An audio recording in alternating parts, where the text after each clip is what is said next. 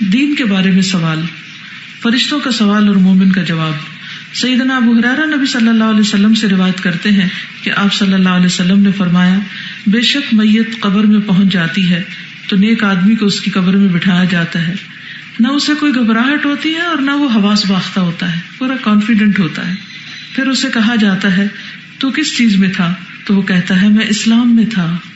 سوچئے کیا آج ہماری آئیڈینٹی بھی اسلام ہے یا فرقہ واریت ہے یا کسی اور چیز کو ہم زیادہ امپورٹنٹ سمجھتے ہیں مسلمان ہونے سے؟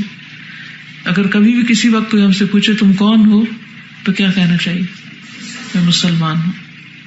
ایک اور روایت میں ہے، پھر وہ دونوں فرشتے اس سے کہتے ہیں تمہارا دین کیا ہے؟ تو وہ کہتا ہے میرا دین اسلام ہے، میرا دین اسلام ہے۔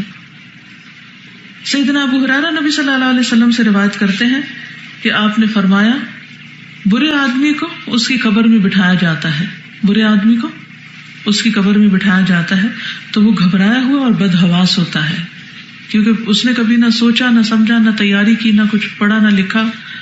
پھر اسے کہا جاتا ہے تو کس چیز میں تھا، کیا کر رہا تھا؟ تو وہ کہتا ہے مجھے نہیں پتا، لا ادری لا ادری۔ یہ غفلت کا انجام ہے، یہ علم نہ سیکھنے کا انجام ہے۔ تو اس لیے بھرپور کوشش کرنی چاہیے کہ ہم زیادہ سے زیادہ خیر اور بھلائی کی باتیں سیکھتے چلے جائیں، علم یقینی حاصل کریں۔